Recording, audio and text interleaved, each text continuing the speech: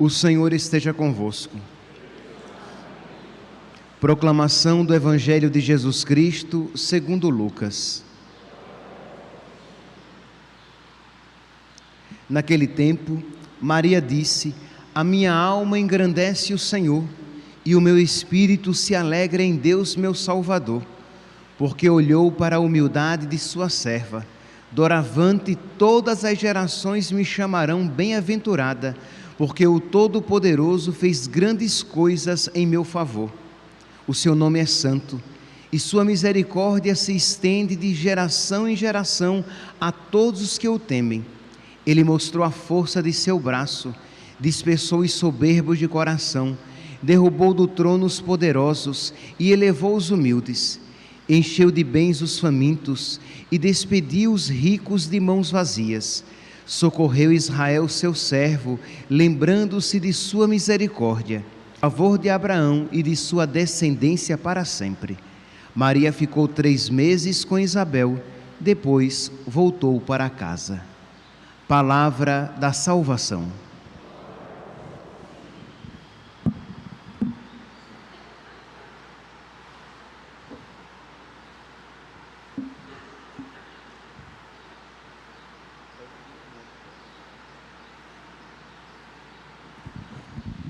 Caríssimos irmãos e irmãs, estamos nos aproximando do Natal do Senhor.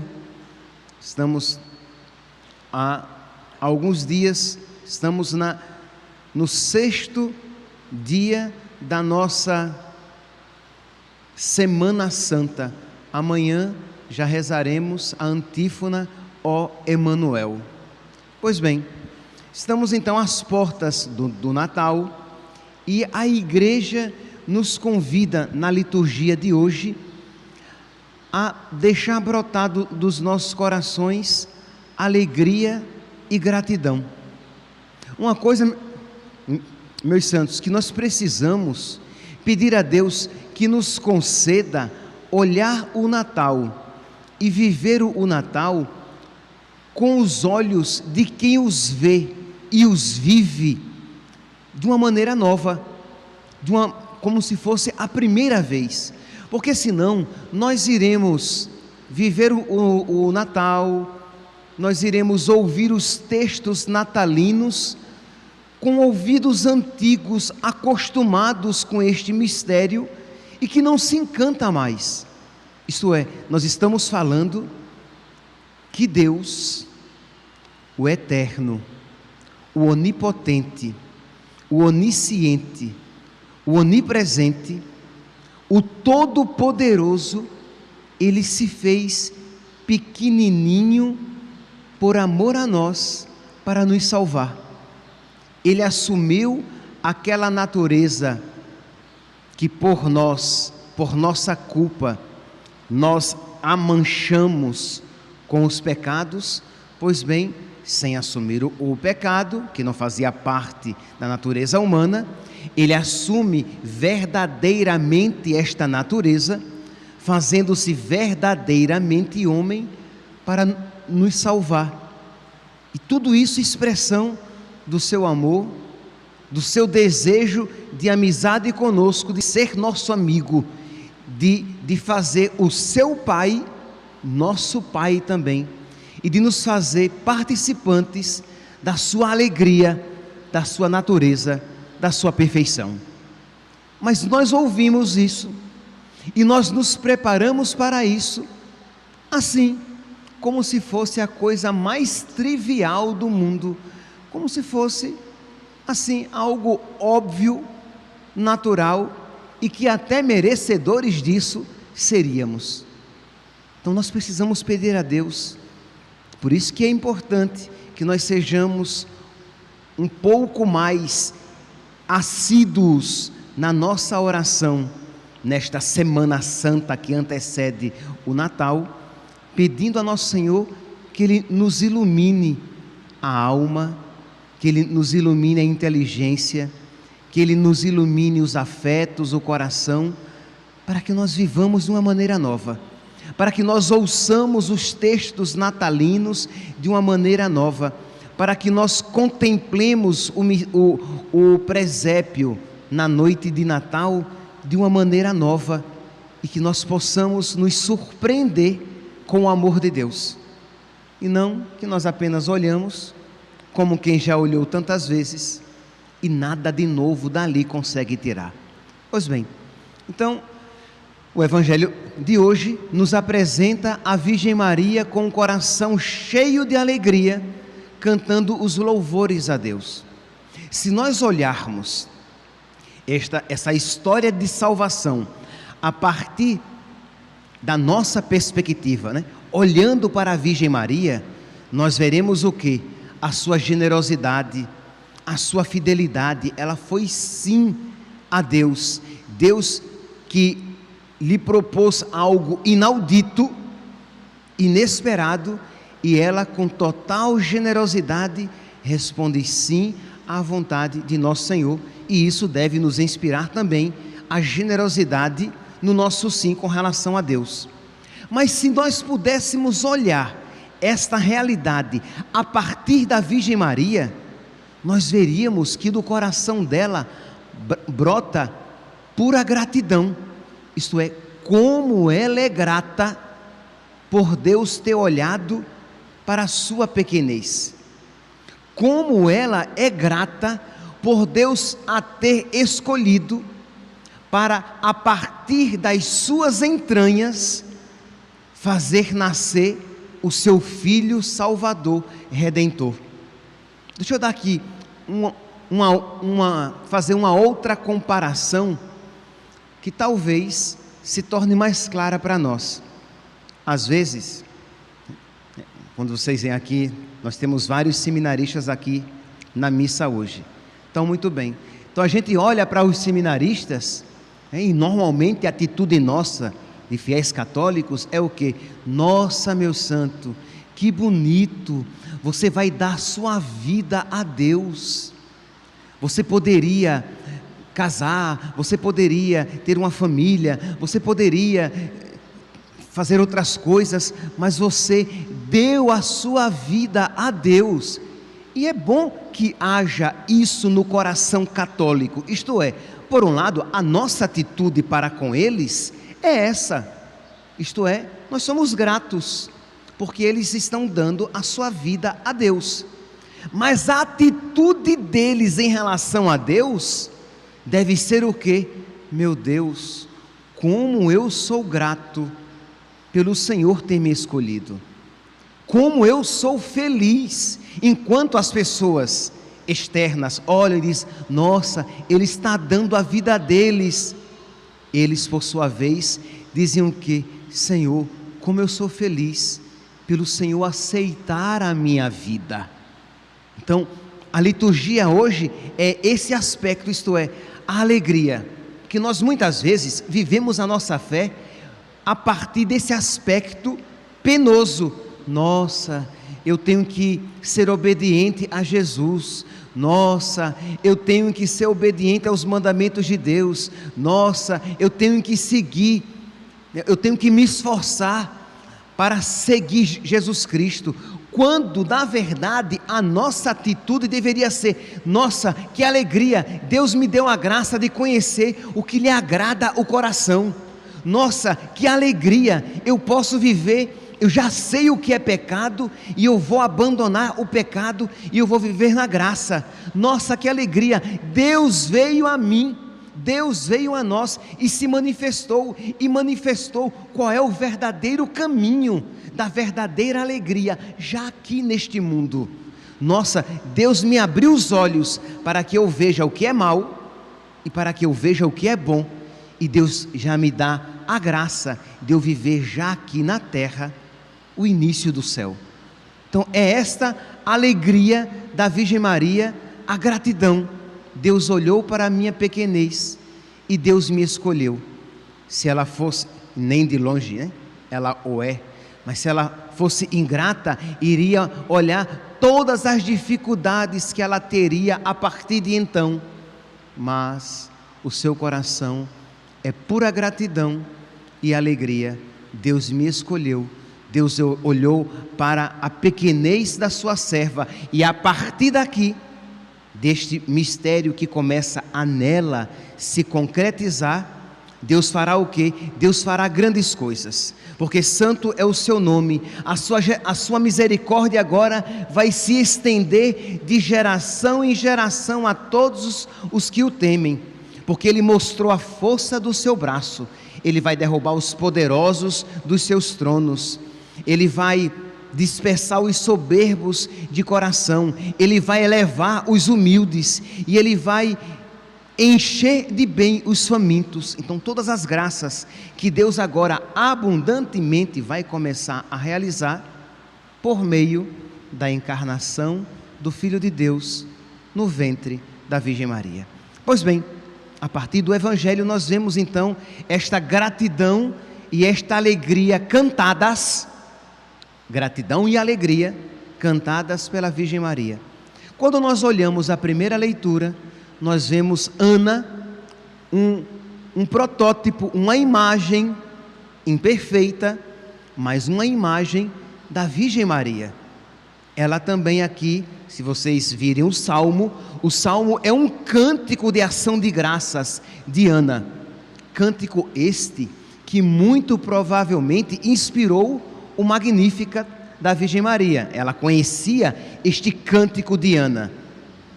O arco dos fortes foi dobrado, foi quebrado, mas os fracos se vestiram de vigor. Os saciados, os ricos, se empregaram por um pão, mas os pobres e os famintos se fartaram. Muitas vezes deu à luz a que é estéril, mas a mãe de muitos filhos definhou. É o Senhor quem dá a morte e dá a vida, faz descer a sepultura e faz voltar. É o Senhor quem faz o pobre e faz o rico. É o Senhor quem nos humilha e nos exalta. O Senhor ergue do pó o homem fraco, e do lixo Ele retira o pobrezinho, para fazê-lo assentar-se com os nobres, num lugar de muita honra e distinção. Então Ana aqui também está cantando os louvores de Deus. E por quê? Por que Ana está cantando os louvores de Deus? Por que no coração de Ana há tanta gratidão e alegria? Porque um menino lhe foi dado. Percebe aqui que eu estou usando a expressão tão própria do Natal. Ora, meus santos, Ana está tão alegre por um menininho, um ser humano, uma pessoa humana, que também tinha pecado, que será grande, é verdade, Samuel será o grande profeta, será um grande profeta, mas em comparação ao menino que nos será dado, Samuel não é nada. E Ana, por causa daquele menino, canta, e nós, por causa do menino que nos será dado, nós também devemos cantar com muito mais alegria do que Ana. Mas vamos lá. Mas qual é o contexto dessa história de Ana? Ana era casada com Elcana, e Elcana tinha duas esposas. Na época, isso era permitido. Então, Elcana tinha Ana e Fenena como esposas. Fenena tinha vários filhos, e Ana era estéril. E diz a palavra que todos os anos, quando eles iam realizar o sacrifício, era um tipo de sacrifício de comunhão. Você oferecia umas carnes a Deus e recebia uma parte delas para comer aquelas carnes, para se alimentar com aquelas carnes. E cada mãe recebia uma porção para comer com seus filhos. E diz que Elcana ia, eles ofereciam sacrifício, e Fenena, como tinha vários filhos, Fenena recebia várias porções. E Ana, como não tinha nenhum filho, recebia uma porção apenas e ia comer sozinha. E Fenena não se dava por satisfeita e ficava humilhando, chamando-a de estéril, de mulher infeliz, de você é má, uma castigada, por isso que você não tem filhos. E diz aqui a palavra em 1 Samuel, capítulo 1, versículo 7, que Ana chorava e nem sequer comia. E isso durou vários anos. Isto é, esta humilhação e esta súplica constante, porque Ana era uma judia. Então, sem sombra de dúvidas, ela rezava, era uma israelita, e ela rezava e pedia a Deus que lhe livrasse da maldição, porque na mentalidade de então, uma mulher que não era fecunda, era uma mulher amaldiçoada. Então nós podemos aqui imaginar, meus santos, o tempo em que ela sofreu. E a pergunta é: quanto tempo ela sofreu? Nós não sabemos. Então isso também é um ensinamento para nós. E eu digo isso, meus santos, não quem do alto, não tão alto assim, do seu púlpito prega e fala, mas como quem olha para si também e vê. É difícil sofrer as demoras de Deus, é difícil sofrer as incompreensões de Deus, isto é, nós nem sempre neste mundo compreenderemos a maneira de Deus agir. Nós só sabemos por fé, embora nem sempre sintamos, mas nós sabemos por fé de que, se estivermos na graça de Deus, tudo concorrerá para o nosso bem. Tudo concorre para o bem daqueles que amam a Deus. Então, se eu estiver na graça, se eu estiver na amizade com Deus, se eu estiver, vamos dizer de uma maneira bem simples, se eu estou podendo comungar, recebendo Jesus na Eucaristia, eu estou em estado de graça. Se eu estiver em estado de graça, tudo concorrerá para o meu bem. Pois bem, e Ana então, durante um tempo que não nos é sabido, que nós não sabemos, durante um tempo, Ana sofreu esta humilhação e o silêncio de Deus, até que um dia, em uma dessas idas para o sacrifício, diz que então Ana se levantou e com a alma cheia de amargura, diz aqui, depois da refeição em Silo, lá no templo de Silo, enquanto o sacerdote Eli estava sentado em sua cadeira junto à porta, Ana se levantou e com a alma cheia de amargura pôs-se a rezar ao Senhor, chorando sem parar. Só que ela chorava e rezava interiormente.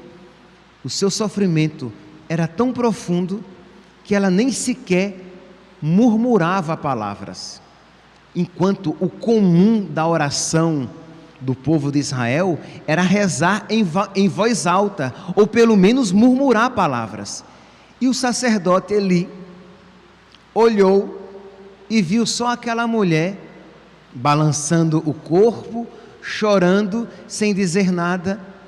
E nem todo sacerdote é santo, né? Julgou no coração, ele está bêbada. Não tem vergonha não de estar bêbada aqui no templo. E vai lá o sacerdote Eli e diz: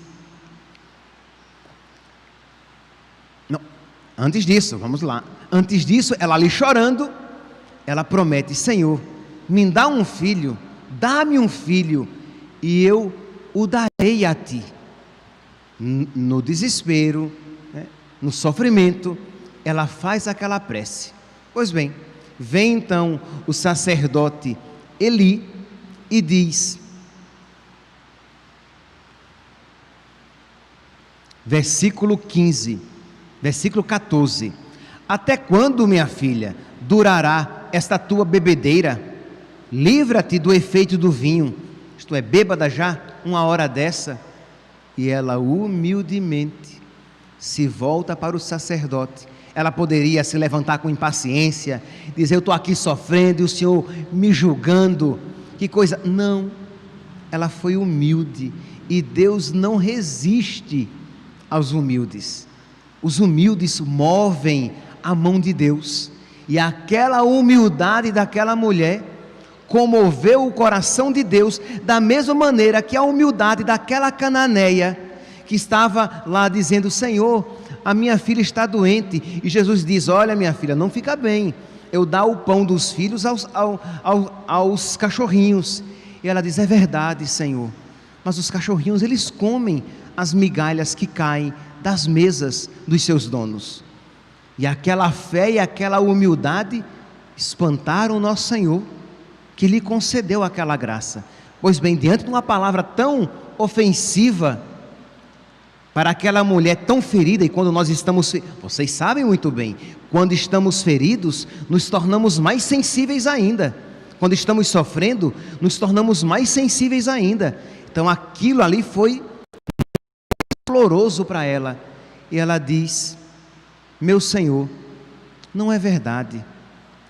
Eu sou uma mulher que sofre.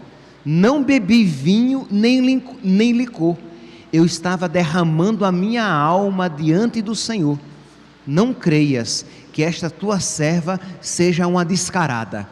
Isto é, não pense que esta sua serva seja uma mulher de má vida. Não. Se estive falando até agora, foi por puro abatimento e aflição. Eu estou sofrendo. E diz então que o profeta, ao ouvir aquela palavra, diz: minha filha, vá em paz, e que o Deus de Israel te conceda o que tu pediste. E ela vai para casa, e ela diz que ela se deita com seu marido, e ela concebe o filho, que lhe dá o nome de Samuel. 1 ano se passa, e Elcana volta para o templo lá de Silo, e ela diz: meu marido, eu não vou agora, porque o meu filho está desmamando, mas quando ele desmamar, eu irei para o templo e o oferecerei a Deus para sempre. As crianças desmamavam em torno de 2 anos, e aos 2 anos ela foi e ali entregou. Era mais ou menos como se entrega um filho no seminário sem direito a férias. Seminaristas lá não tinham férias. Entrava no templo e ia viver com o sacerdote para sempre. Diz aqui, se vocês lerem a história completa, que ela ia de ano em ano e levava uma túnica para ele, que ele usava no templo para servir o sacerdote. Mas desde os 2 anos, a Deus ela entregou. Percebe aqui, meus santos? Primeiro, a fidelidade da promessa. Ela prometeu e ela cumpriu. Não se promete a Deus as coisas e depois a gente quase culposamente se esquece. Se você prometeu a Deus algo, cumpra. Ela prometeu que daria, que se tivesse um filho, a Deus ela daria. E quando ela tem, imagine, agora que ela não é mais estéril, o normal seria o quê? O esperado, que ela se agarrasse a esse menino, mas ela prometeu que a Deus daria, e com 2 anos então, ela o deixa no templo. Por quê? Por gratidão. Deus ouviu a minha prece. Meus santos, só os gratos compreendem esta oferta, este sacrifício.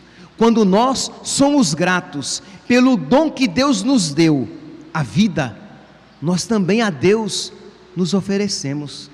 A minha vida, Senhor, é tua. Os meus anos, Senhor, serão teus. Eu quero viver, Senhor, para buscar a tua glória, e não eu me apegar à minha vida e querer realizar a minha vontade e querer conquistar os meus desejos, porque eu quero ser feliz. Senhor, eu sou tão grato que o Senhor me chamou à existência. Eu sou tão grato que o Senhor me chamou à vida. O Senhor me deu fé. O Senhor me fez católico. Eu fui batizado. Eu posso comungar. Eu sou crismado. Eu sou casado. Eu sou casada. Eu quero, Senhor, viver para Ti. Eu dou a minha vida a Ti. Meus irmãos, hoje, neste 22 de dezembro, já próximo do Natal, nós também somos chamados ao quê? A nos oferecer a Deus em gratidão e alegria. Não apenas nos oferecer a Deus chorando de má vontade, mas com toda alegria. Tu mereces, Senhor. Tu mereces a minha entrega, tu mereces, Senhor, que eu me ofereça, e tu és bom em me aceitar, porque, Senhor, apenas uma maneira jocosa de dizer, se eu fosse o Senhor, eu não me aceitaria como oferta, porque é uma oferta muito sem graça, mas o Senhor é tão bom, que o Senhor me aceita como oferenda. O Senhor é tão bom, que o Senhor aceita sentar-se no trono do meu coração, que na verdade é uma cadeirinha muito bamba, isto é, o meu coração não é muita coisa, a minha alma não é nada, e o Senhor quer entrar no meu coração e tomar posse da minha vida.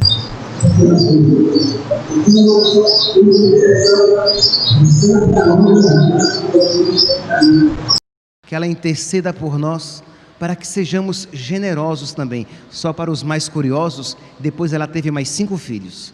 Deus a abençoou de tal maneira que ela teve mais 3 meninos e 2 meninas. Por quê? Porque Deus não se deixa vencer em generosidade.